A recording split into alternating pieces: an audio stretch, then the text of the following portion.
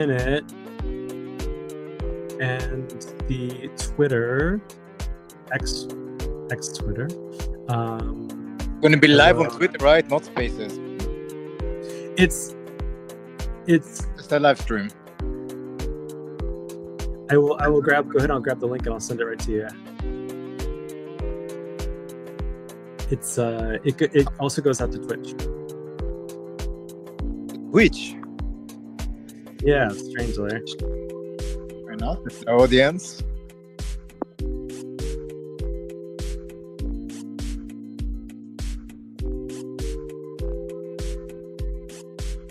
All right, here. Do you see the private chat there? I'll send you the link.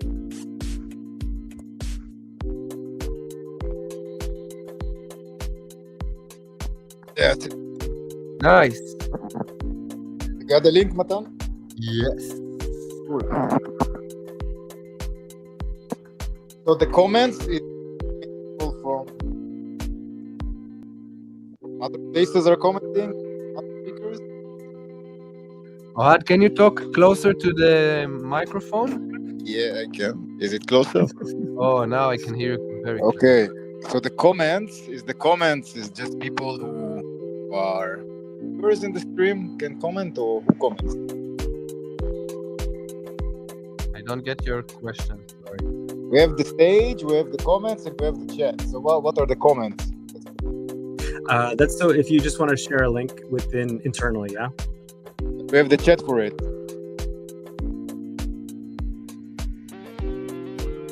The chat is private, no? For us. Exactly. So anything that you want to post. Also, if you want to share your screen, you can see. There is nothing for me to share.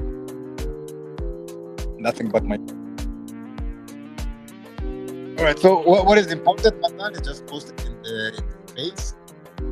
We get it up. And I think we can go live already. Yeah, it's 1 second. I'm ready. Matan, are you ready? All right. Ian is also with us, holding. Yeah, but maybe you can mute. Absolutely. I can. If there's anybody else on deck, yes. Ian.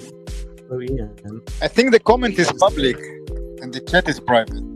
I connected my YouTube channel to the comments, and now I commented "Hey" as my YouTube profile. Yeah, but this is public. You'll see off to the side there. There's the chat, internal chat, and external.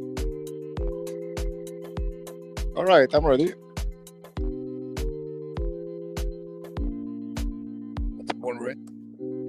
Okay, 1 second. Hello.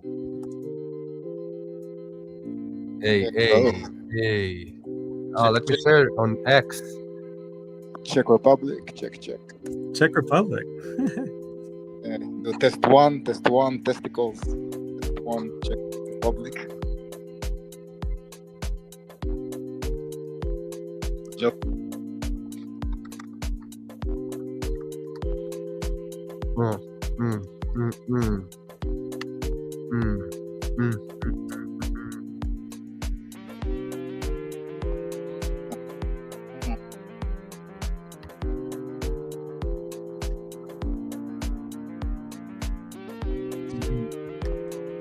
Just to correct your YouTube.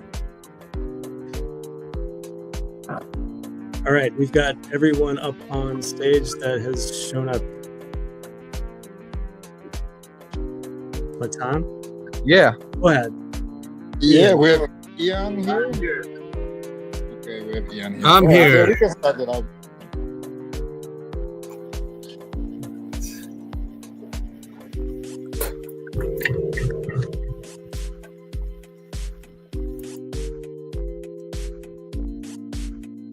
So I'm going to go ahead and remove the...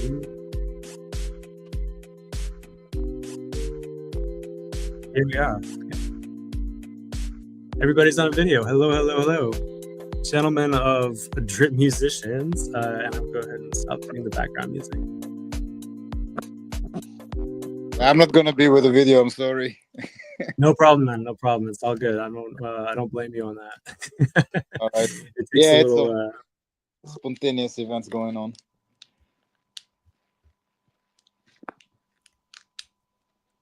It's a leap. Hey, Yeah. Hello. Welcome back. Welcome back to Creators Guild. We've got 3 musicians in the house. I am not a musician. I admire music and I love music, and I am so grateful to have very talented local folks who are rocking and running some amazing workshops. One of the reasons why I actually wanted to get you guys together, because we have had some great IRL events, of course. But also we've got the series of workshops you've been doing, the fact that you are independently just sort of doing your own spaces. And I don't know if you've tuned into past Creators Guild spaces, but we've had 2 specifically music spaces for Creators Guild over the past, I think, since August or so. Basically brought up some of our local musicians and also some of the builders that have been building platforms that are basically trying to solve all the sorts of problems which musicians face as musicians and creators in the world. And you guys have gone totally grassroots and just been like, hey, we found our thing and we're gonna onboard people, and we've got basically these weekend DRiP sessions where you intensively basically get a group of approximately 8 musicians onboarded onto DRiP, and in an intensive sessions that last many hours. So hey, Matan, Ohad, and Ian, welcome to Creators Guild, Solana Super Team Germany Creators Guild. If this is your first time tuning in Creators Guild, we are the group who seeks to demystify some of the things about Web3 and also basically share out opportunities, platforms, connect the dots, as well as just sort of share what we know and what we understand when it comes to being a creative in the Web3 ecosystem on Solana. So this is number 17. We do an hour like usually every 2 weeks, but sometimes in this case it's been a week. I don't know. But welcome everybody, and please feel free to introduce yourselves however you see fit. I don't feel like I can do that justice. I know you have a long history as being musicians and creators, and really happy to have you in the space. So Matan, go for it. I know you're a drummer and a producer, and you do a bunch of other stuff. Yo, thanks for having us here. It's lovely. And hello everyone that joined to this lovely space. So I'll introduce myself. I try to do it quick.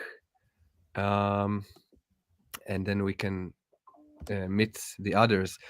So I moved to Berlin like 6 years ago. I knew nothing about Berlin. I just finished my music school, and I decided that I want to open a new page. So a friend told me, Berlin is quite nice. And I just showed up. And since then, I'm here trying to do lots of music as much as I can. And Berlin is definitely a great field for that.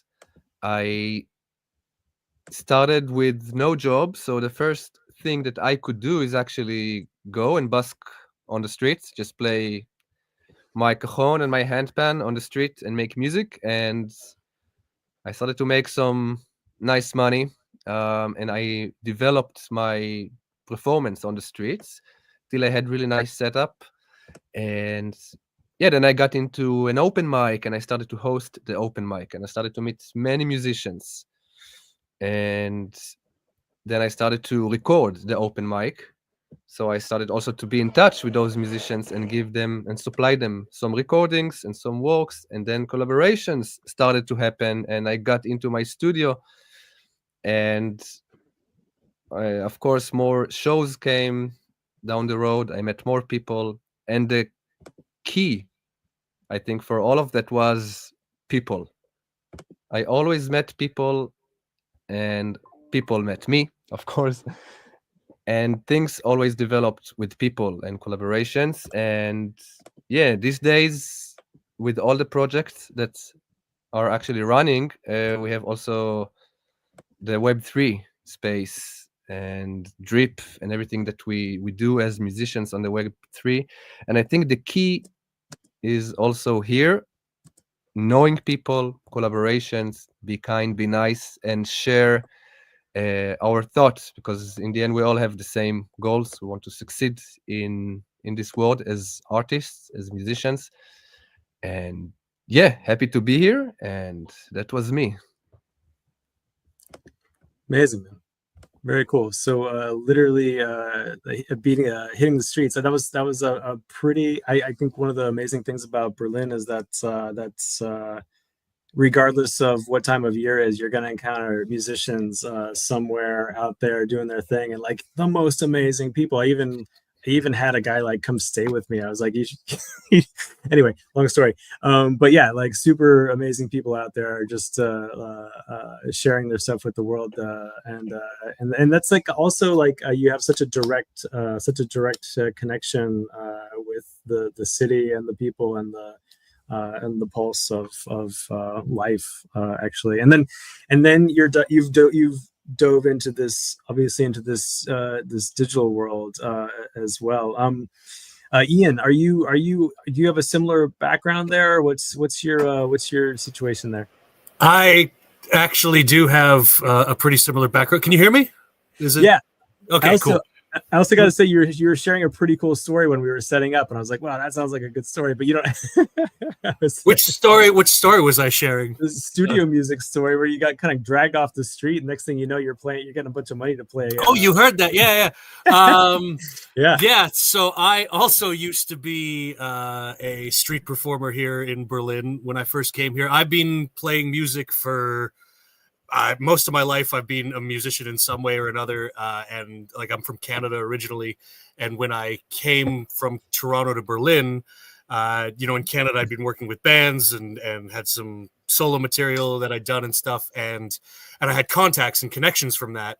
And I came to Berlin, and I really didn't know anybody. I had like my one buddy who lived here, and he just kept telling me to come and visit and come and hang out. And so I got here with like nothing but the guitar on my back and like I think one small bag of clothes. I didn't even have like a big backpack or anything, or carry-on luggage only.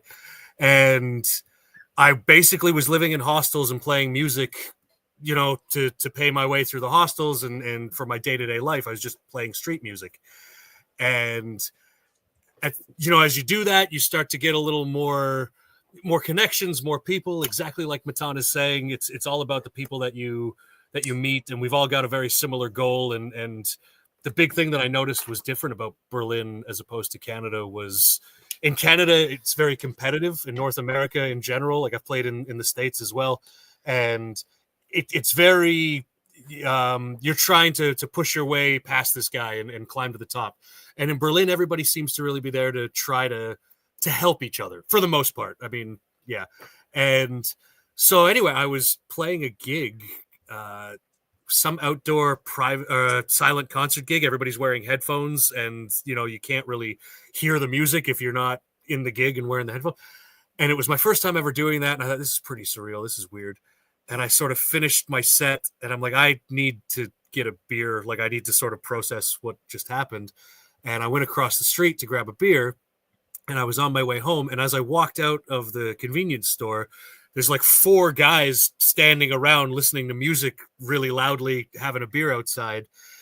And my first instinct is I'm going to avoid these people. Like, I don't need this in my life. And like, I got too much going on. And they stopped me, and they're like, oh, you play guitar, you play music? I'm like, yeah, what's going on? Well, we have a studio here. We record regularly. Like we're going into the studio tomorrow, and we need some like real guitar, like some live instruments and not just samples. Would you be interested in coming through? And I was really skeptical at first, because they were kids. They were like 20 years old, 22 years old. And I'm just like, yeah, sure. Okay. You got a studio. Like, where is it? What's the deal? I'll believe it when I see it. And so he gave me the address, and we exchanged numbers and we set up a time. And the next day, I think it was, I showed up at the studio, and the first thing I see when I walk in the door is they've got like this big plaquettes. I don't. The English word's gone for me right now, but like a big trophy from Amazon Music for streaming and stuff. And I'm just like, oh, okay, this is, like, we'll see what's up. And then you go in around the room, and then you see the console when you get into the mixing room, and you see the actual equipment. And you're like, oh shit, these guys are serious. They know what they're doing. And we ended up spending, like, I did the day there. I was there for like 6-7 hours, and they basically would just, like, they'd show me a song they were working on, they'd show me a beat, or they'd give me some lyrics or something, and you just sort of play some guitar over it and improvise and throw ideas back and forth for the whole afternoon. And some of it they liked, and they cut it up and they used it, and some of it they were like, yeah, it's cool, it's not what we're going for, it's a big experiment. But it was really cool, and I think it's a really good example of, especially in Berlin, like if you go outside for long enough, something will happen. And like, you don't even have to go anywhere, just stand on the corner. Eventually it'll come to you, right? And so it was really it was a really cool experience, and a really big learning experience as well, because when you don't have so many contacts and connections to find people that are just like, they've never heard of you, they've never heard me play guitar, right? They just saw that I had one, and they were like, come to the studio, like, we'll pay you to come to the studio and record for the day. And like, that could have gone either way for both of us. And in the end, we ended up doing several songs. I think the guys that were working on it, they've released 2 of the songs already, and I think there's one more that's still yet to be released. I don't know, I'd have to check in with them, but yeah, it's a really cool vibe. And I think it's a really, if I could describe Berlin in a nutshell for a musician, that's it. Like, it was a really surreal night, and then the next day I'm like doing a gig for Amazon Music, and it's just really cool, great people. Yeah. Excellent. Nice. I'm already seeing some parallels, but I love the quote, if you go outside long enough, something will happen. I think this is this is like very good advice. And I'm gonna keep that one written down right here. Please do. Thank you. Yeah, man. Ohad, the mysterious Ohad that we I will vouch. So Ohad, you're a wonderful looking person, and everybody wants to hug you when they see you. So we can't see you on screen, but here you guys are. have no idea what I'm doing while you guys are talking, so this is good. Yeah, I would like to point out, actually, Matan and Ian do have a very, very similar background. Actually, it's the same background for those who noticed. And this is really cool, as you can see. The connections of music in Berlin can lead you to really cool people, and then you realize you all have the same interest, and somehow you start to develop something together and do some workshop and introduce DRiP to each other. So yeah, that's the magic of Berlin. There is always something to do here, and there is always something to talk about, to do, to create, to get ideas going on. And I love this about Berlin. I really, really, really love this. About myself, also come from the music world, and I came here with a guitar and a suitcase, which is very similar to most of us who came to do music. And after a few years, I realized, okay, it's a bit tricky to make money from music. It's not as easy as I thought. So there are many musicians here, and all of a sudden I'm just another guitarist and another musician who does rock music, which is not so popular here in Berlin. So that was very interesting. And then I realized, okay, maybe I need to get better skills. So I started to learn how to mix, how to market, how to go into those realms where musicians usually have a bit of fear, or they don't like to do those kind of things. And somewhere in COVID, everything got really strange, and also got injured in COVID. This injury basically brought me the photography business. I could not move. I was just needed to operate my knee. And I'm sitting there. All I have is YouTube, some time and some money. So I had a camera. I started to learn how to do photography. And then in 2 years, I made it my full business. And this photography, which a lot of free jobs that I did in the beginning, actually got me really interesting connections, which was one of them, and the most important, I would say, is Super Team. I just took photos for free for some events and hackathons they did. And then I got more familiar with the people. They got more familiar with me. I saw the huge opportunity that this space, all the Web3, whatever is inside of it, can basically offer. And I saw all the solutions that some of them were not there yet explicitly, but some of them were already implemented. And for me, I just thought this is cool. It's just a matter of time until those stuff will get mainstream. And I still see the builders and the developers on the blockchain as the architects of the digital world. So whatever we're going to see in 10 years, those architects are going to bring it to us. And it just, enchanting, I would say, the opportunities, and to see how many things it solves, how many things got corrupted with the world, and then to see stuff like DRiP. Basically, it solves many problems and many issues that we have. It's more about the fairness, and it's more about that everyone need to have their voice, and the artists, which I think is the most important layer of society, the art, because without it, everything is just ugly. But then artists are not getting paid as much as they deserve because the system got corrupted.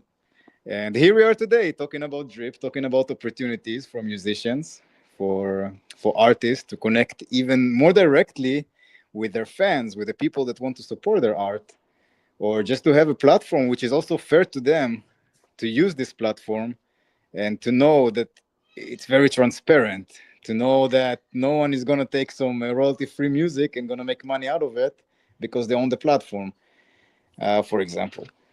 So yeah, I'm very excited to see where this whole thing is going to lead us. And also a huge shout out to Super Team, and shout out to you, Paul, that you're always pushing and you see what we're doing. And sometimes it seems like you're excited more than me about this, and you just keep on telling out the word about what we're saying.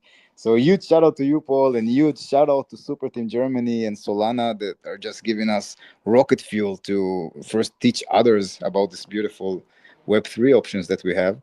And yeah, the Super Team are just supportive. They're just supportive. The best community that exists.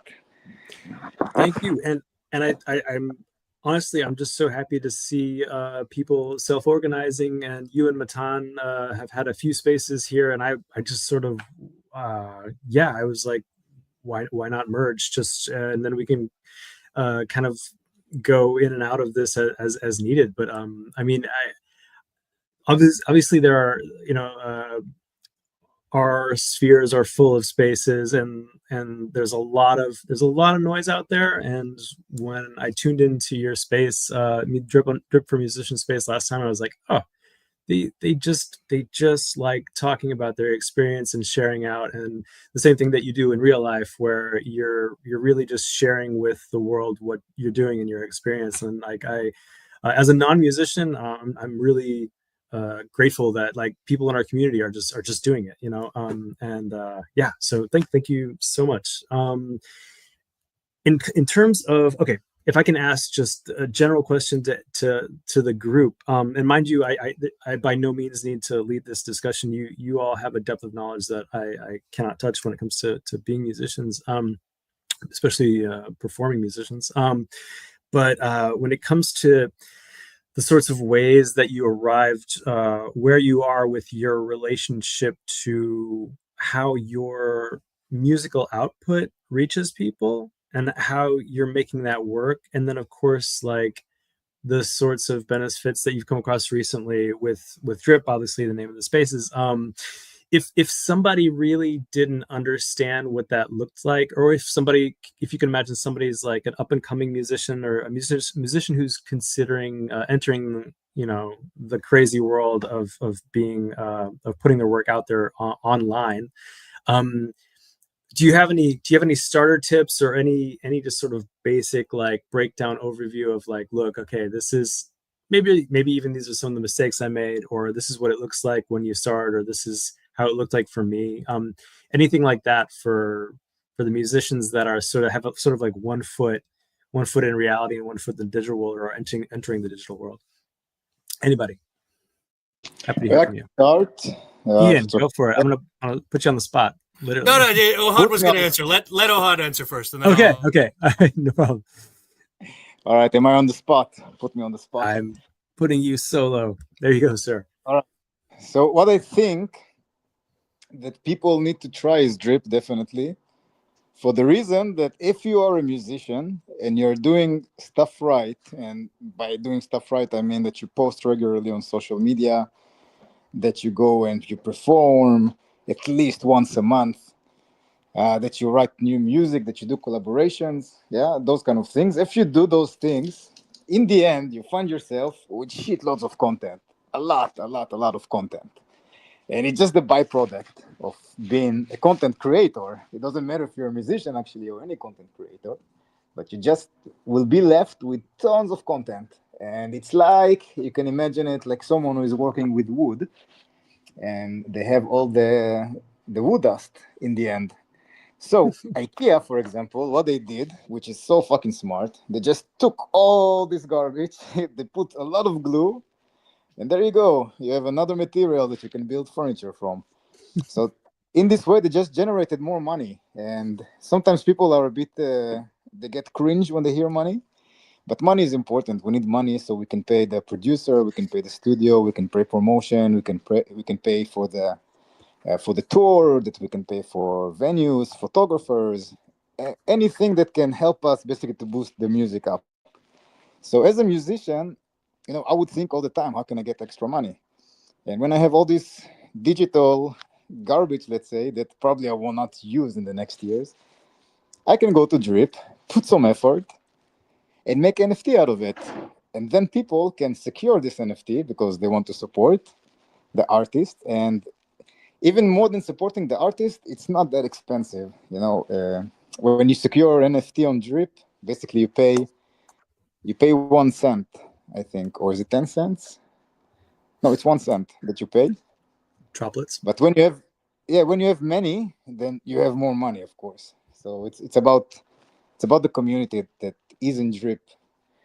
And if you just upload there, videos from concerts, if you upload the promotion stuff that you will upload to Instagram or to Facebook, to the stories, then you have another opportunity to kind of recycle all this content and get some income coming to you, even if it's $50, $100, whatever it is. It's more energy that can help the musician run the business even better. They can buy something. Maybe they can pay for the rehearsals with that. Maybe they can pay the players. You have many things that you can do, and of course, the better you are in this game, and the more attention you're grabbing, as well as in the NFT, the more money you will make. And then it's just about being smart with managing your projects and other stuff, which is not really the topic for today. But I think this is the trigger for those who wants to try, and they don't know what is NFT exactly, what exactly they need to do. So to summarize, just take whatever you already did, go to DRiP, learn how to use this platform, and just post it. That's it. And see how it goes. Learn this whole RAM. Nice. Just post it. I like that. Oh. I think that's a really good start. Yeah, like that's exactly the right frame of mind. Like I had a rough kind of clue about what an NFT was when I started, but how to mint one, how to put it in front of people that's where I lost it. And Ohad, I think we were even talking before we started this chat today, and you said something that like it's come up every time I've ever done a class or talked to other artists about it.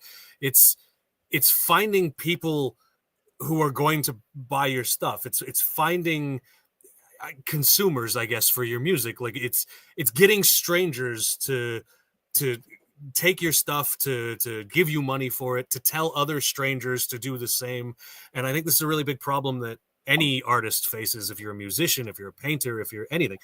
And like Ohad was making this point as well, just before we started this whole thing. And DRiP is a really good I don't know, like I feel like I cut the line almost when I joined DRiP. Like all of a sudden I had this audience of like 15,000 people that were just willing and open to buy my stuff, to give it a try, to give it a listen. And some of it was music that I had released before. Some of it was just like clips of songs. It wasn't even like the full song. Some of it was straight up just like because I do all my own album artwork and stuff like this, and so some of it was just like artwork that didn't make the cut for the albums and things, and like what else am I going to do with it? Like it's still got value, at least to me, and otherwise it was just going to sort of sit on the cutting room floor. And now I was able to pick it up and put that in front of people and sort of share this other piece of my art that wouldn't usually be at the front lines. And it was immediate. It was literally overnight that I was able to post things and not only see like money returning to me from it, but like hear feedback from the fans and see people responding to it like in real time. And as a musician, like I've been doing music, like I said, my whole life, and I've never in almost 25 years seen that kind of immediate turnaround.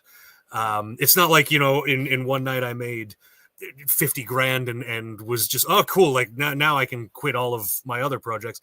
But like, it was enough to keep me motivated to keep doing it and to be consistent about it.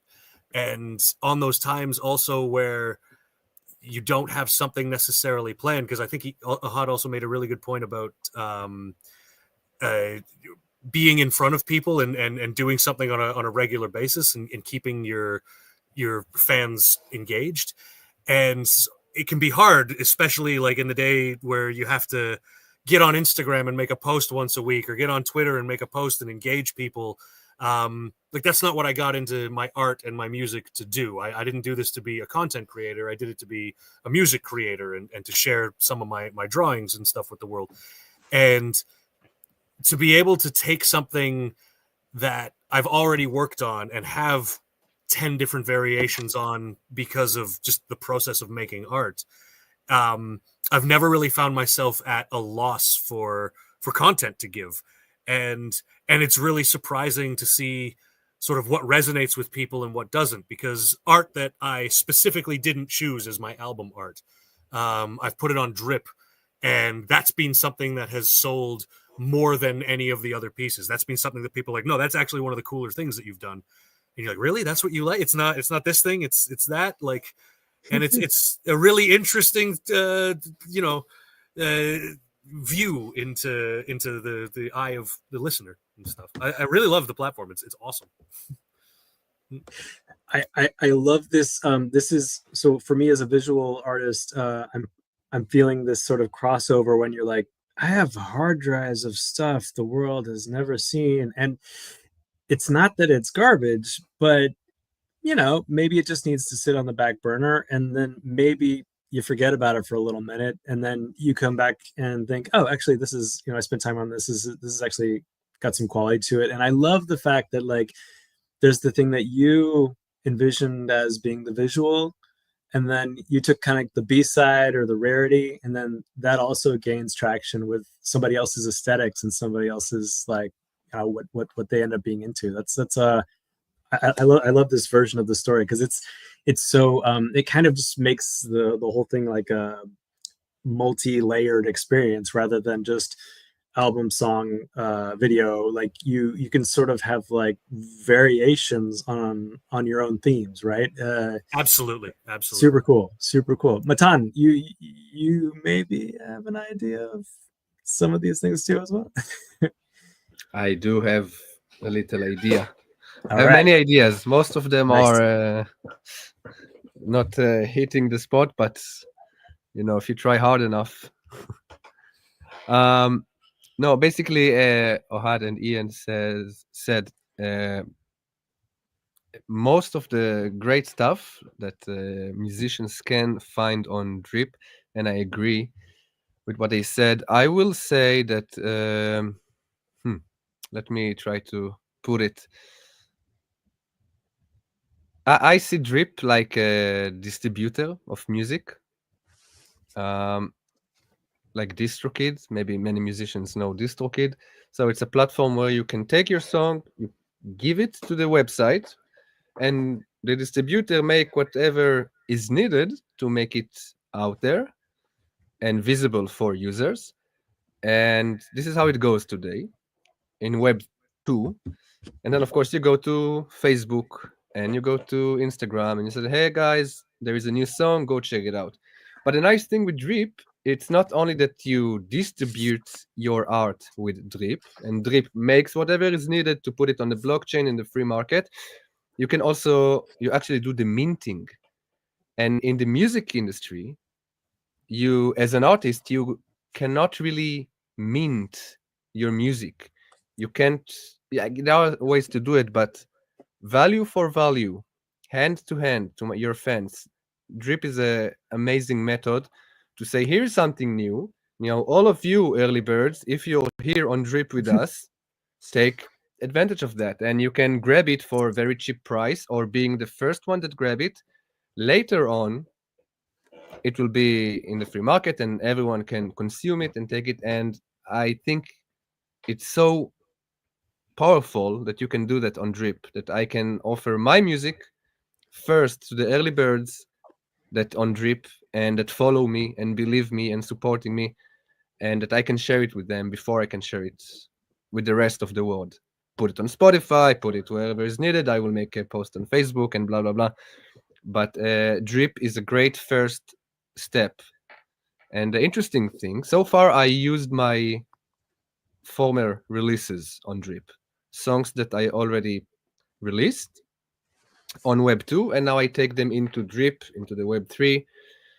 Interesting thing will be to take music that I didn't release yet and first put it only on DRiP.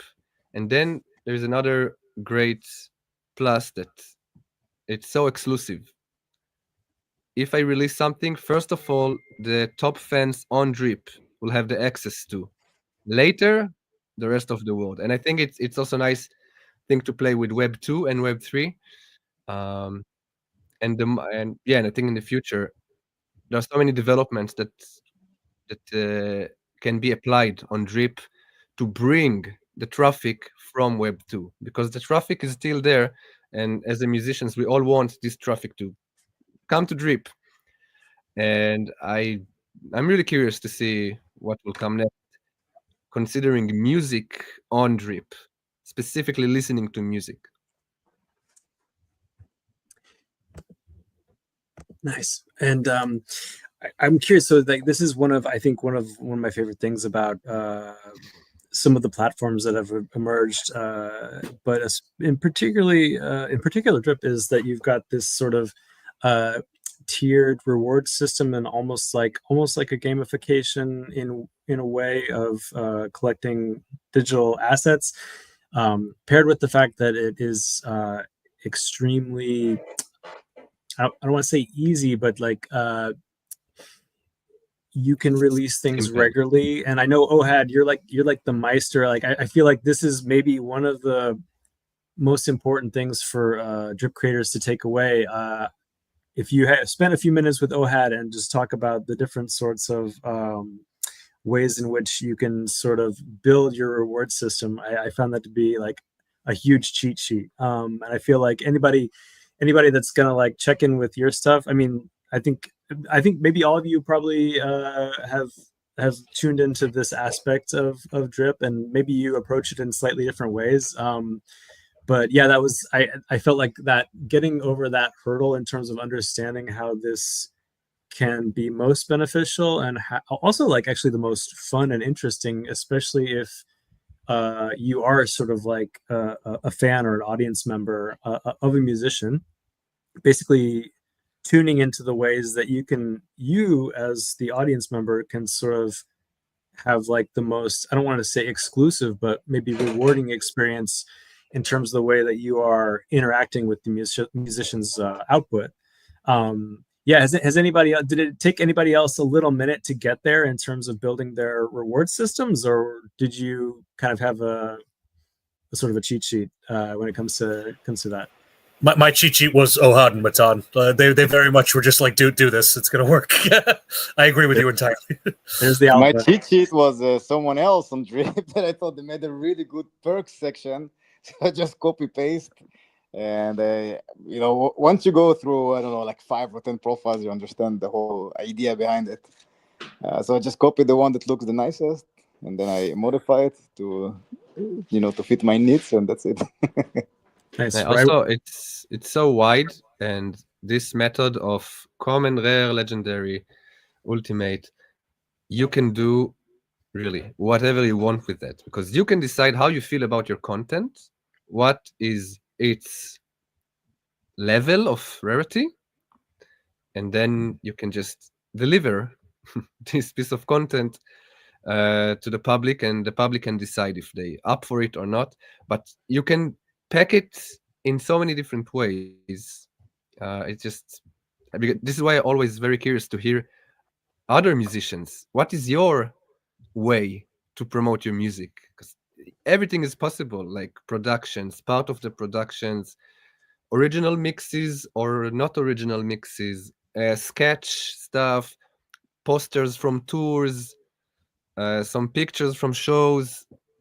You can combine everything with everything and reward with everything from everything those who collected your everything from everything. Am I clear? No, for sure. One thing came to mind. So I was thinking like when I think of more traditional musicians or musicians that are maybe still working in a bit more of a traditional way, as far as I know, there's a lot of touring, and of course you're going to spend a lot of time on social media, and then if you're lucky, also licensing. But in terms of also touring, there's also the merchandise aspect, or the people that go to attend shows or are going to spend money on merchandise. Is there anything like that you have experienced or seen, and or can think of an integration in terms of your relationship with DRiP or Web3? Just so Actually, that. very interesting that you bring it up. There is a new project. It's called Dripster.fun. And I'm not sure if it's part of DRiP, because what is really beautiful about Web3 and about Solana, that you can just take a project or a platform and then you can build another platform on top of this platform. So one of the platforms that is being built on top of DRiP is what it's called, DripCraft. So DripCraft, it's a place. I don't know if it's still in the full live version, but basically what you can do as an artist, you can say, all right, I have those, let's say 3 NFTs, and everyone that have those 3 NFTs that holds them, they can either burn them and get a new NFT, or they can keep them and get another new NFT.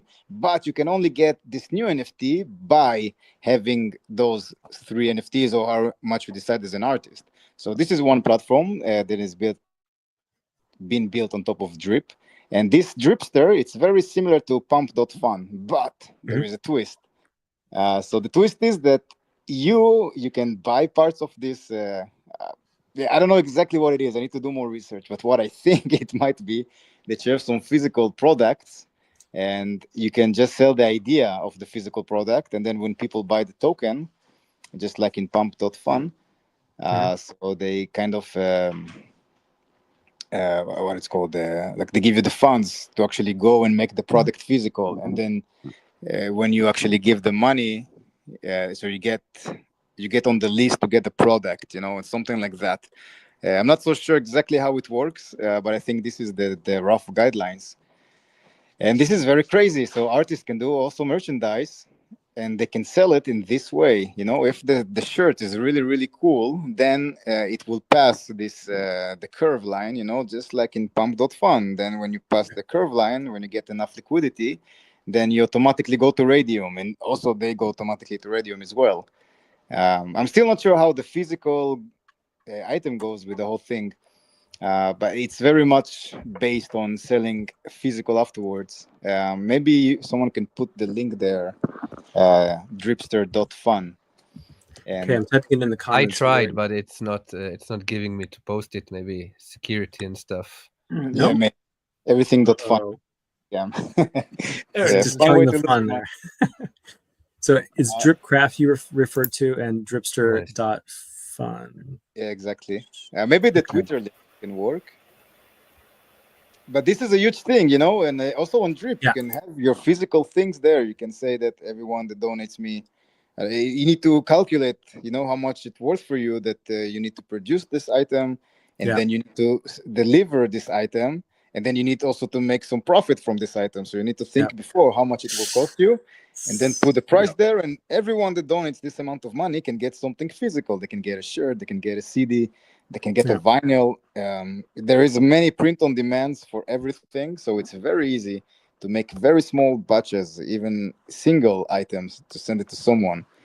So I think there are not so many excuses about this. And I think the merchandise, as you said, this is the blood and the life pump of artists today. Since music is not really profitable and it's very difficult to actually earn money, even the artists, as they are touring, most of the money they make from tickets, it goes to buses, to crew, to pay fuel, which is very expensive today. And the only way they might make more money is by selling merchandise. So this is really heavy stone that we need to pay attention and not to trip over it. We're getting a message. Guys, if apropos merchandise, look at that brilliant move from my boy, Moves Johnson. We sit in the same studio, by the way. Yeah, he's right here. But these are papers that I used to. But so I used to. It's weird. I didn't see him until just now. But no.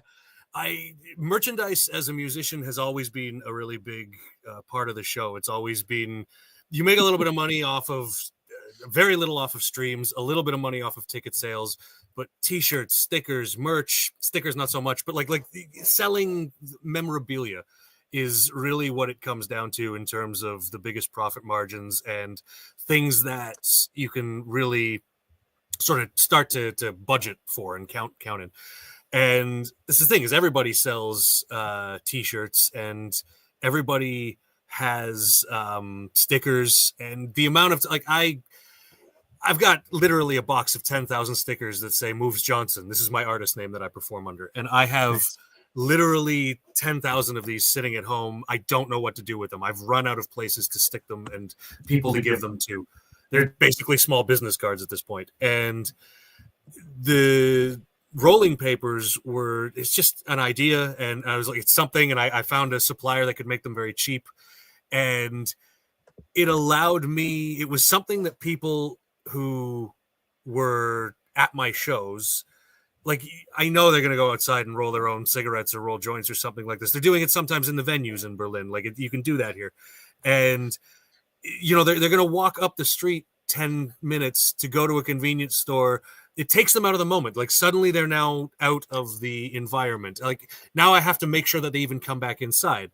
And if it's something where you can buy a pack of rolling papers from that guy in the corner for the same amount of money as you'd buy it across the street, and you know that you're supporting the artist, and then the next day they've got that pack of rolling papers, and you know, you pull it out with your friends. This is an object that people gather around. This is something that people will talk about. Like who's got papers, and then somebody pulls it. Same as lighters and things like this. Like, that's something that people tend to, you know, interact with each other over. And as soon as I started doing that, like, I immediately saw, like, I've sold more packs of rolling papers in the past 4 years than I have t-shirts in the past 10 years. And easy, without question. And that's really, now when you bring DRiP into it, or you bring these online things into it, like, I've got boxes of rolling papers sitting in my cupboard. And frankly, my wife is like, what are we going to do with these? They got to get out of my house.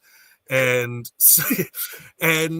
it was actually Matan's idea, where if you are talking about the leaderboards and the perks on DRiP, if you factor in how much so many thousand droplets actually costs, and what's it going to cost to ship a pack of rolling papers out to somebody, like, as long as you're not making a horrible fail on that, like a loss, I mean, you can really incentivize people to, if you donate this much in this snapshot on DRiP, not only are you going to get whatever rare legendary NFT, you're going to get a pack of rolling papers.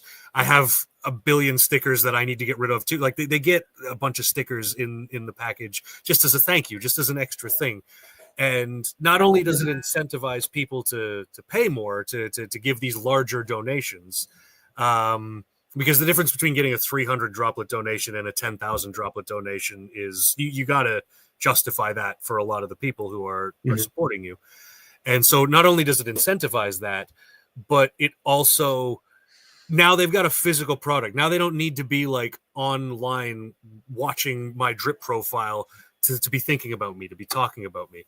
I was even talking about one of the next things I do if I'm going to order more papers is try to get a QR code or something on the inside flap, so that people can literally just scan it and go straight to either my DRiP profile or maybe one of my other online links, my website or something like this. But it brings you that sort of connectivity with people, whereas before you're just sort of this faceless creator. Even if they're enjoying you and supporting you, they don't feel as intimately connected with you. Yeah. Awesome. I love it. And it's like borderline public service there. You're like, don't leave the show. Don't leave the show. I've got what you need. It's whatever you want. We've got it covered. But also a really nice thing is that you can make a kind of a membership private club of your brand. Yes, absolutely. And for example, I can say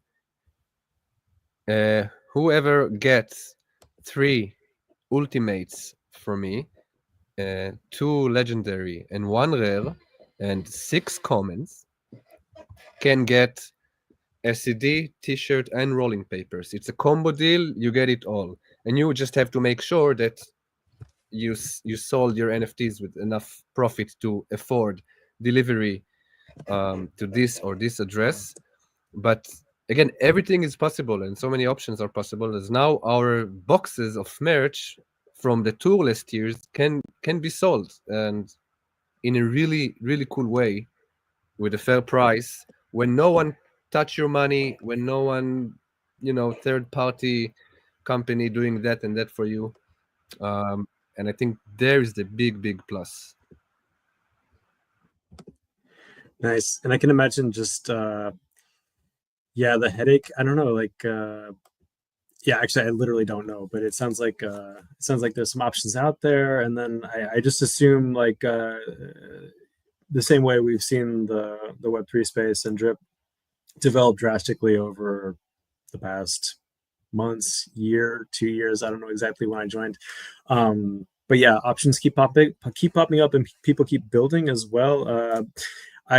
I don't know specifically what's coming up for the next global hackathon, which is going to be in the coming months. But you never know what's out there in terms of people, like you're saying, DRIPcraft and DRIPster.fun, people building on top of pre-existing platforms to sort of, I don't know, like fill in the missing gaps, basically, in terms of hey, wouldn't it be great if there was this one extra thing that could get us what we need as musicians? Because as creators, we obviously have like we know these niche things that maybe a dev or maybe a founder wouldn't necessarily see from the onset. But yeah, I think sharing these things out within our communities and keeping them in mind, and also connecting to the wizards that build these things, the devs, is super important. And I would highly encourage everybody, if you've got an idea, to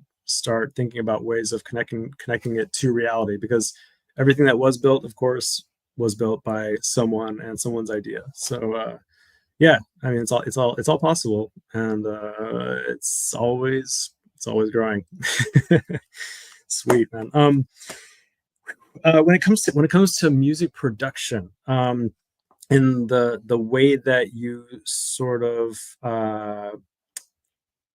do you find, I'm just curious, like as given how easy it is to release music on DRiP, do you find yourself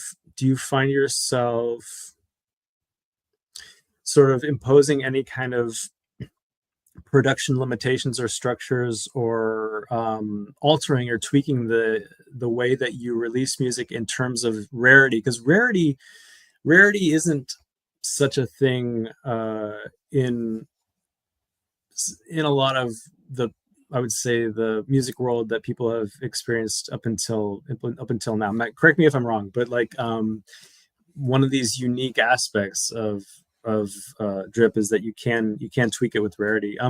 Do you find yourselves as musicians sort of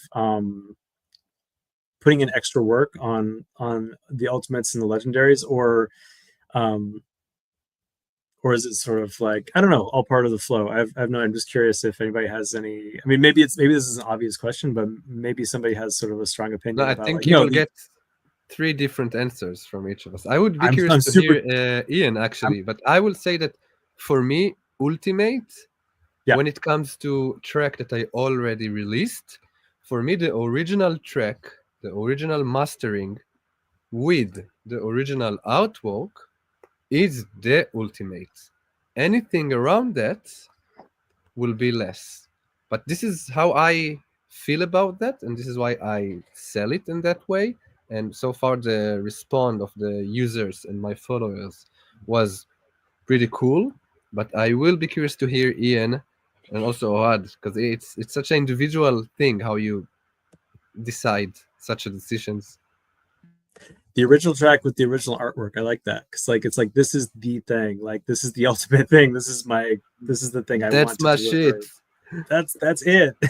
It's not the B side. It's not the rarity. It's not the maybe. It's the thing. Okay. This is how Oh, I feel it. yeah. I Artist choice.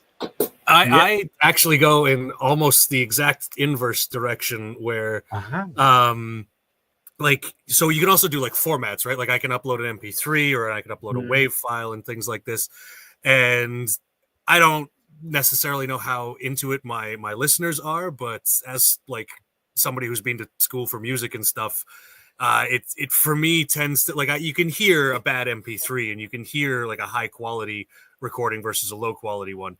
And so it's not like the original track. Like I totally get what you're saying, where it's the thing that you can find on Spotify, the thing that you can find already on the streaming platforms. That's the ultimate. That's the big thing. And so everything under that is just sort of a preview of it or a piece of it. But for me, like I actually just last week dropped 5 songs that I had released with like I had ghostwritten the songs basically. I own the songs, I own the rights, I'm allowed to do these things. But they were 5 songs that weren't necessarily under the Moves Johnson umbrella specifically, and I've basically packaged them as this sort of mini album where as a common, they're just, here's the artwork, here's the song, it's already really, you can find it. Like you have no real incentive to give me money for it when you can just go to Spotify and listen to this same song. And whereas then the rare was the WAV version of the same song with the same artwork. I didn't really do a lot as far as changing album artwork and doing ultimates and legendaries and stuff with this specific release. It was more, here's the song, please like take it and enjoy it. And for my top donators, you will get this 5-song package in a higher quality MP3, a WAV format, in a higher quality format as well. And that was one of my perks is that if you donate X amount, then you will get all of these tracks sort of packaged as an album in the higher thing. I've had other times where like I did for people who were on my mailing list when I was leading up to a release a few years ago. I had an acoustic version of one of the songs that I was about to release. It was like a rock song with drums and guitar and electric, and for people who were on my mailing list and who specifically subscribed to the promotion I was running at the time, they got an acoustic version of me just doing it in the studio off the floor. And this I ended up releasing. I think I actually started it as an auction on DRiP. I just put like one out as an ultimate with some alternate artwork as well, from the original EP that it came off of, and that auction did very, very well. Like it got quite a lot of bids and quite a lot of interactions, and so what I ended up doing was then at the end of I waited 1 or 2 snapshots, but then I sort of re-released it as an ultimate again for my top contributors as sort of a way to say thank you, because people were they were responding to it, they were participating with it, they wanted it. And if people are showing me that they want some of my art, then why should I only give it to one of them, you know? so that was really it's hard to find like a catch-all solution to how to release it, but it was very with alternate artwork. You immediately have various levels of rarity that you can release for, and with these alternate music formats, MP3, Wave, you also have these like it's sort of built in there, like this is a higher quality than the other thing, why shouldn't it be of a higher rarity and stuff like that. You were also releasing, I think, Matan, like clips of the song, like here's just the drum beat, or here's like just this one track of a song, and I really like that for like some of my more electronic music. Like I do some hip-hop music as well, and to just release the instrumental beat as opposed to the beat with the rap over top or with the lyrics. I've also gotten a lot of positive feedback from that, and that's a different, like to me, that's a higher rarity, because you can find my song is common. It's in the common grounds. Like you can find it everywhere. So I always sort of think like what incentive do you have to pay me for something that you can just literally navigate to a new window and listen to whenever you want? When I can give you these variations on it and these other things, these other elements of it. And that to me is more what I find that my fans respond to, at least, but it is different for everybody, 100%. I think it's so great what you've just described, is that like you actually have a kind of a relationship that is maybe wasn't a thing before, with the people that have actually contributed to you, donated, and you can see how much they've donated to you, and you can reward them, and both of you are still in control of the essential content that you're creating. Absolutely, like really you see their name, thing. and you can see them show up like each time on the leaderboard and stuff like this. Like, and so after a while, you start to recognize these people. There's one guy who keeps donating to me. His name is Fap Master, and I laugh every time I see it. But this guy's But this guy's given me so many droplets, and he's participated in literally every auction I've ever done.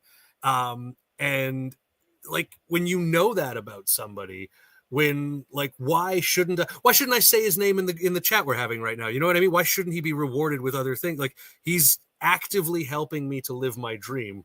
The least I can do is give him an instrumental cut of a song, or you know, his own copy of an acoustic song. It's only fair. It makes me feel better also as an artist to know that I can give that to people. For sure. Is it FAP? FAP? Yeah. Okay. I'm gonna write in the comments, Fat Master. Ta-da! Awesome. Thanks, Fat Master. No, I feel that. Like, if somebody takes the time to, like, you know, really just make sure that you, the artist, know that they care and they want to support you, and they do support you, that's awesome. And I gotta say, in those moments where I have sent out a whole bunch of droplets to a creator that I've been following, because you know, most of the time I spent on DRiP, I was following and collecting as just a collector. It felt awesome to be like, oh, like that person, like gotta send them some, gotta show them some love, literally, like because they do amazing work. So yeah, it's a good feeling, and it's this direct connection that you don't generally have outside of Web3 and specifically DRiP. Yeah. Ohad, any words on this theme, sir? Yeah, actually, yeah. First of all, my answer is gonna be cut in half between Matan and Ian. I do believe that you need to bring something special, and you need to put an effort to make the ultimate really an ultimate. But I think more like Ian, give it something that a bit more unique. So this uniqueness basically will make it stand out and not just be another version of the song or another digital copy of it. But we can go even deeper, actually. And when we go deeper, it's getting more interesting because we have the attributes. And the attributes, I noticed that this is what actually makes a value for the art, a monetary value, if you wish to sell it. So all the attributes together, they are creating this floor price that you see in some NFTs. And I think this is something that is... sorry for this. Okay. Yeah. So for this, I think people really need to pay attention and to put an effort to to think about the attributes can be anything. It's something in the NFT that gives it a bit more character. And the way to see it, for me, which make it way easier, it's like Pokemon cards. You know, when you have Pikachu, for example, then you have Pikachu with 15 attack, and then you have Charmander or Charizard, and they have like 40 attacks. So Pikachu got less attack than Charizard, for example. So Charizard might have more value. It's more powerful. And the same thing we can do as well with the NFTs. It might not be attack or defense or all those kind of things, but it can be different aspects or something that makes this specific piece unique. And Matan did it with his cowbell series, which I think was brilliant. So he did it More with cowbell. different tempos, which kind of part of the drum set is mostly playing, which kind of groove. And I think the goal is to make every NFT with very unique attributes. So you won't have two NFTs with the same attributes. And in this way, the more rare it will be, so the better the attributes, then the collector can actually benefit it if you're successful as a creator. So when you're getting more successful, more people would likely to trade your art. And if you have more attributes, then the floor price will be calculated to start with a higher price. And then when it's gonna be traded, you as an artist are gonna get your royalties. So it's like a win-win-win-win-win, and then you can add another win, and then you can win until you get tired of winning. But I think this part is maybe underneath everything. But once you put it, and then you can differentiate your rarities with the attributes. I think this is a very powerful tool, both to the creator and to the collector. For sure. I love the diversity of answers and the overlap, and I love the fact that you've got you each have found your own way and are basically making it work. I honestly I would love to turn to you and ask a final question, but also leave it open to anything you might want to share as creators, as musicians on DRiP, but not to be too critical, but I'm curious, up until now, what would you tweak? What would you add or even, improve in terms of the experience, and maybe not even necessarily on DRiP, but as a musician in Web3? But I'm just curious if you have any ideas that you're willing to share, or if you can just sort of wink, hint at something you might be working on, who knows, as a possible integration on a platform that's in the works or whatever, because you never know. Can I start with this? Yeah, go for it. Yeah. All right. Please. So, the problem is, how do we get real people into this virtual space? And there are two things that I think will be very interesting to tweak into the Web3 space. One of them is to create events where people win crypto.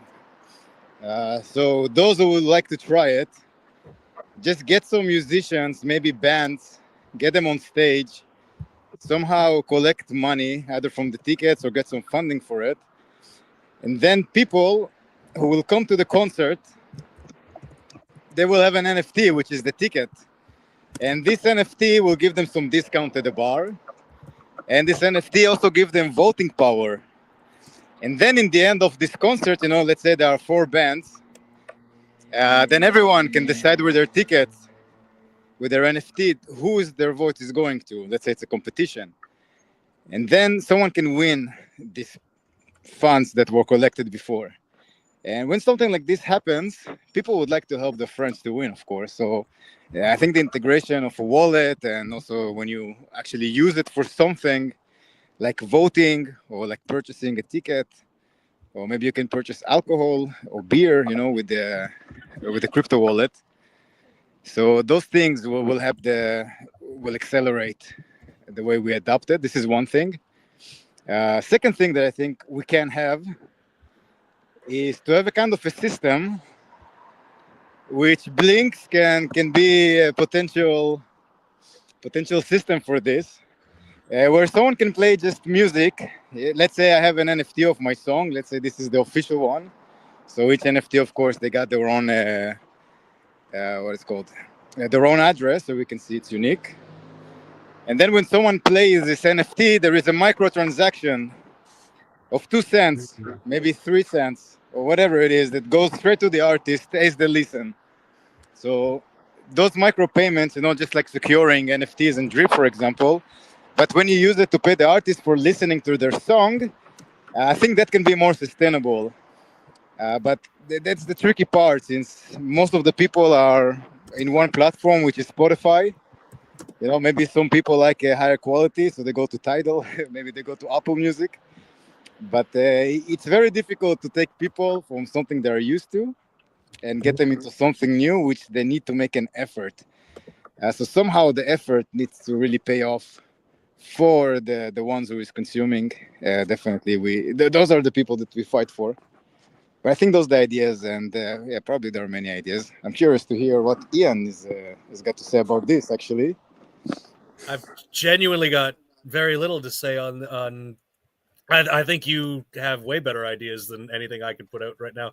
I really like the idea of... Yeah, but you as an artist that is not so much also in the Web3 community, like what would you like to have to make it easy for you or for your fans? I think your idea of micro payments with each sort of spin of the song it's a really great concept, because at that point it's like being paid for streaming. It monetizes the NFT in a way that it's not currently monetized.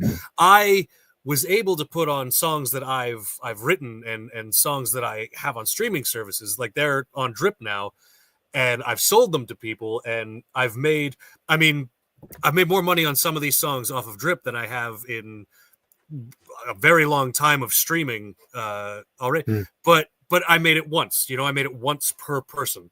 And then the idea is that when that person sells my song to somebody else, I'll get a cut of that sale. That's the NFT element of it. But if they're going to listen to, because that's the other thing is if they're going to listen to my song, are they going to open their wallet and open my NFT to listen to it? Or are they going to open the Apple app on their phone and listen to it on Apple Music?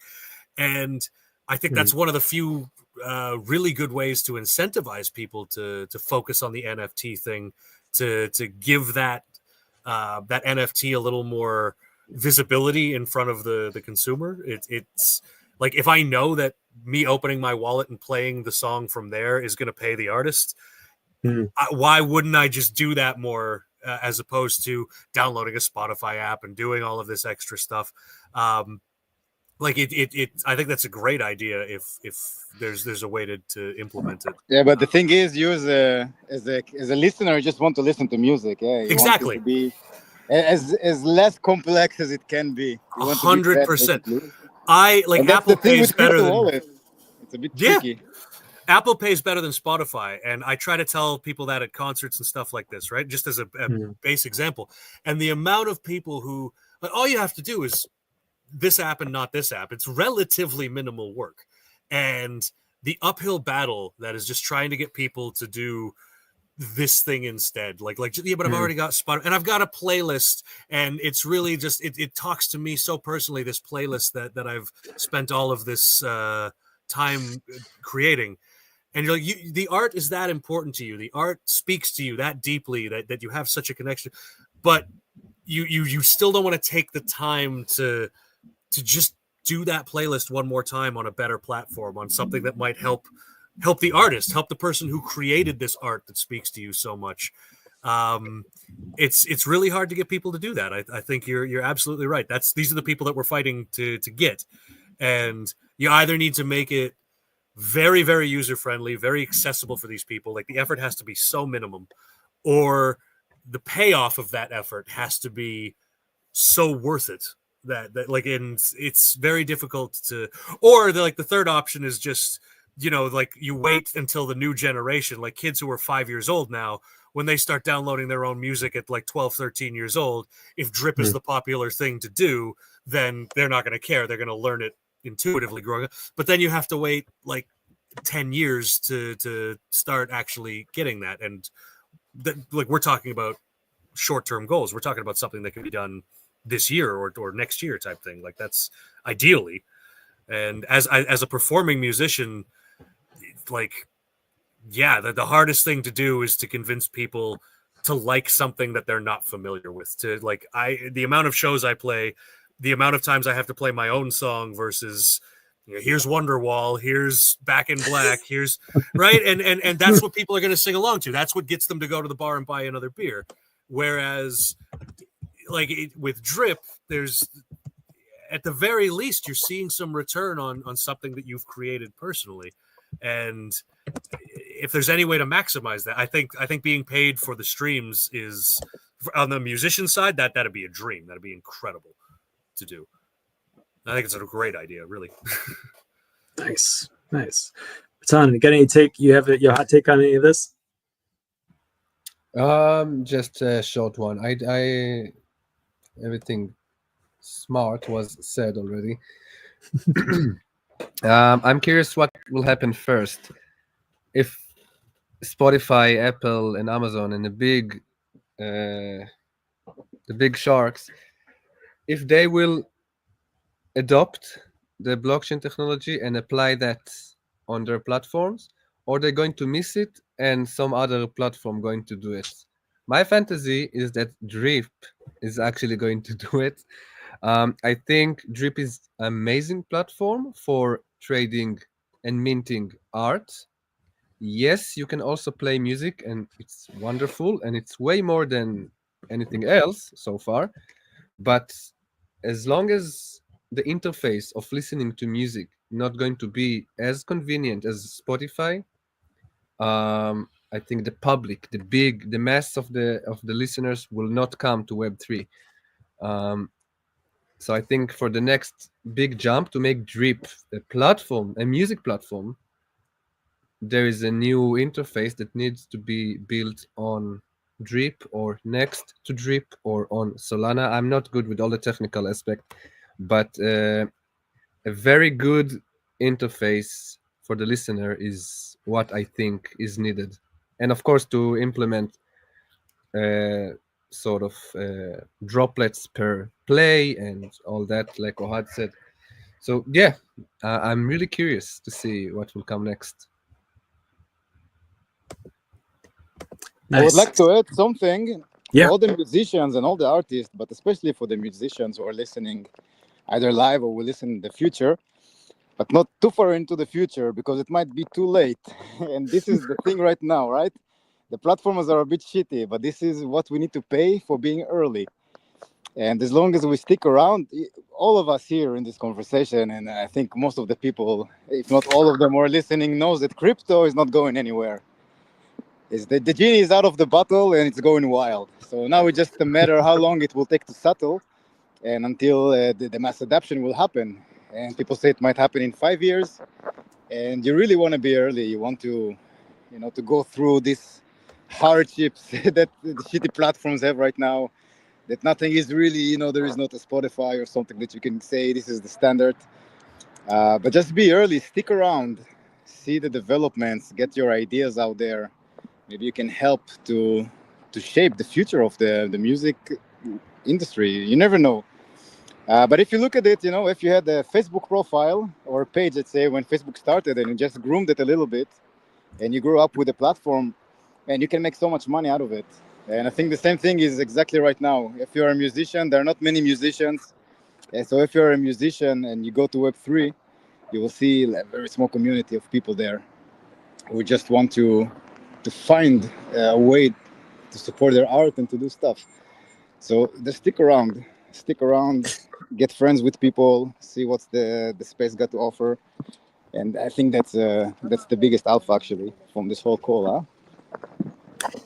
And the community is super supportive. I think it's great to just see creators doing their thing, and as a creator yourself, wanting to support them, and then that just sort of snowballs, and it creates this rhizomatic network that we're all kind of all a part of at this point. So yeah, and we need musicians. There are not many musicians. If you look at how much in percentage musicians are in Web3, I think it's the least from all the artists. Good to know. I did not know that. Yeah, I see many artists, the visual artists, visual NFTs or some algorithm NFTs or generative NFTs. But actual music, it's kind of rare at this moment, I would say. I think also to piggyback on that a little bit, if we're talking about how to add some possible improvements or suggestions, like there are a lot of visual artists that are on DRiP. There are not so many musicians, but there still are musicians. Like back in the old days, I would hire an artist to do my album artwork or something like this. And if there's ways that you can collaborate with other artists who are on there, like where if I'm doing the soundtrack and this other guy's doing the visual aspect of it, like, because I can put a picture I've put up there, but I'm not a graphic designer and I can't do crazy video editing things. But if somebody else can, but they're really bad at making beats and really bad at making sounds, or their quality is bad, we can offer each other something that's really in the end can go twice as far as either of us could get alone. For sure. I'm going to make note of that because I think that's a very good point. And collaborations are exciting. I think some of my, I love it. I love it when I see somebody, a visual artist that I've followed for a while, suddenly collaborate with somebody else. I think I noticed that Rum DMC, McDaniels, who's on DRiP, I've noticed he's done a number of visual collaborations with some of the OG sort of salon artists, and they're super cool. But absolutely, I highly encouraged and excited to see any kind of visual artist collaboration. And also, I think you make a good point. I mean, I'm guessing that all of you, when it comes to album art, because you're musicians, maybe the album art can be a bit of a, I don't know. Is it a bit of one extra thing that's sort of like, you're like, oh, it needs a visual too? And it's always a good question, how do I get it done? And then you get it done. Yeah. But it's always a question. Yeah. Like, it's got to happen. It can't just be a blank screen. Yeah, and like I don't want to use AI to do stuff like this. Like I'd rather be working with other artists and collaborating and stuff. But the fact is, like, in the same way that I'm an artist and musician and need to get paid, so does a visual artist, so do things like that. And it's just like it was said very early on, you need money to pay for these things. Like, you have to budget for it. And so if part of the incentive is that we both put out this piece of art where, like, you did the visual and I did the audio, and we're both sort of raking in the collective benefits, then we're both sort of incentivized to do our best at that without just being like, yeah, no, here's my rate and I don't care if your art succeeds or not. Just pay me to draw you a picture. Whereas, no, we're putting out a collaboration in the same way that, like, you have two musicians will feature on each other's tracks. Why can't you do that with an artist and a musician or something like that? I'm just curious, has anyone properly done sort of a royalty share in terms of like a wallet address and shared revenue with a release with a visual artist? No. Okay. Because it's also very difficult to reach out to them. And I think like, if you really wanted to do it on DRiP, you could find a way, but it's not very intuitive, even from the creator side at this point. To like, it's hard for me. I know Matan, like we've met. It's easy for me to get in touch with him and ask him this question. But like, if I didn't know him and I wanted to collaborate, to do that through DRiP and to use all of the channels available in DRiP, it makes it very difficult. And that's exactly it. Like, at the end, what am I gonna? Is that journey worth the reward? Whereas if I could just send a message from creator to creator, suddenly that opens up a whole new world. Okay, very good to know. Very good to know. Okay, very cool. Well, if anyone, okay, usually we cut this space off after an hour because Creators Guild, as a Developers Guild, is hot on our tail. But if we don't have anything coming after us, then I don't have any reason to cut it off. And at some point, I feel like if anybody has anything that they would love to add, I would love to hear it. But we've been talking for almost an hour and a half now. And let me add two last things. Yes, of course. So go for it. Tomorrow there is a big day in Berlin, in W3 Hub. Sorry, hope no one heard that. So they're gonna be a DRiP day. Basically, it's gonna be the whole day with the co-working Friday. But the big event's gonna happen a bit later. We're gonna start at 6 in the 4th floor, and some people gonna present what they do as creators, and some people gonna present their music, such as Matan and Adar Alfandari. And they're gonna be a third artist, which I don't know yet, but it's gonna be interesting. So yeah, be there. Shout out to DRiP for sponsoring this, and shout out to Super Team Germany for sponsoring as well. Absolutely. And huge shout out to W3 Hub for supporting us. And that's what's so amazing about the community. So much support. And then the second thing, on the 5th of April, there's going to be another DRiP workshop. So it's going to be limited only for 8 people. We have already some spots taken. It's going to be completely free, but you will need to commit. So you're going to pay 25 euros, which you're going to get back as you arrive. Or we're going to give it to other people if you don't arrive. So all the other musicians can benefit as well from someone not coming. So it's win-win-lose if you're not coming. But so it's going to be with great food. Yep. April 5th? The question? April 5th, yeah. We're going to start at 11. It's going to be 8 hours, so prepare yourself, come prepared. And get ready to dive deep into the Web3 world and see all the beautiful possibilities we have to offer. Excellent, man. Super. I do have a presentation, but we've been talking so much I haven't even shared out. Here's the Bloody. So our buddy Bloody, of course, we had him on last week talking. He has organized this with DRiP and Jome, and super grateful to have an official creators meetup for our DRiP community here. And we have people coming in actually from abroad, so I hear. So I'm super excited to see who's going to show up. I'm sure it'll be on the Solana Super Team socials. So if you're in the neighborhood, please check. There is a sign up, and I know there are still spots because it's quite a large space, and creators aren't exactly the majority in our co-working Friday space. But definitely show up if you are interested and want to come meet some of the local creators. I've got a few announcements here. If I can just, the Solana Collective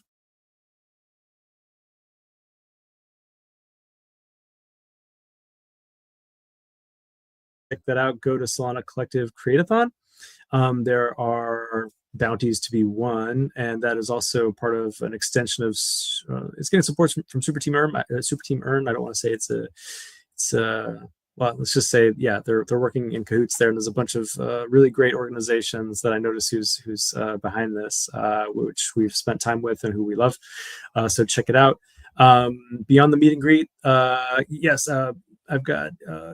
Go ahead and make sure everybody follow Matan M Gold Music if you haven't already. And then I was going to say, like, the origin of this space is that I shouted you all last week for the spaces you've been doing as well as the workshops, and this was the origin of us talking today. So I think like high five to just like doing your thing and self-organizing and sharing this out with the community. And definitely I assume that this space is going to be sort of a weekly thing as long as you guys are around to do it. And I think we should definitely check back in again regularly. Probably not every week because we have to cover other topics too, but I would love to check back in.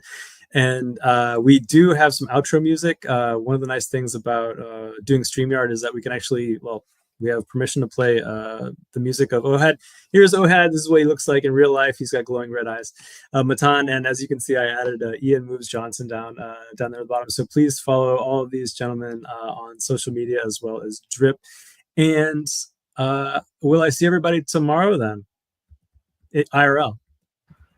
Yes, thank you so much. I unfortunately have a gig tomorrow, but I will be there the next time. Okay. Well, the good news is there's a bunch of activity going on, and we see each other quite often actually.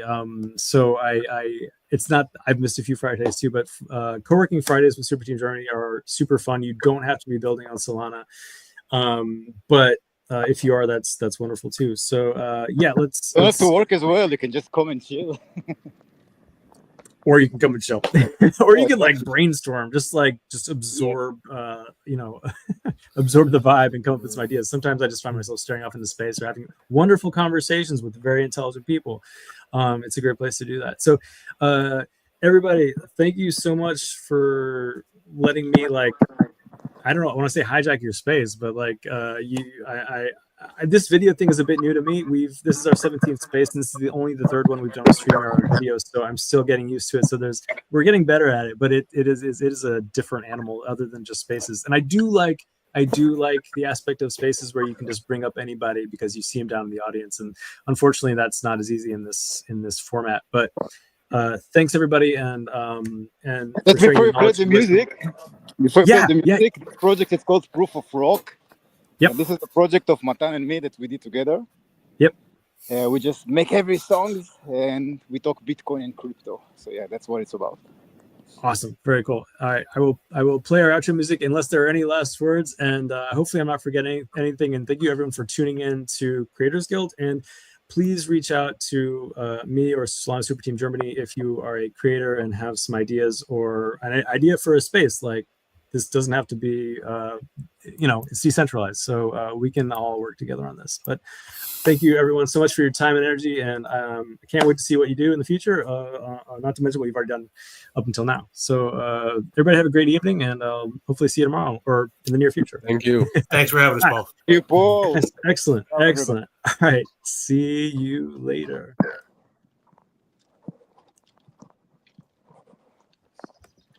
See, here's the point where I have to figure out how to. Oh, there we go. There we go. Outro. There it is. Show. And.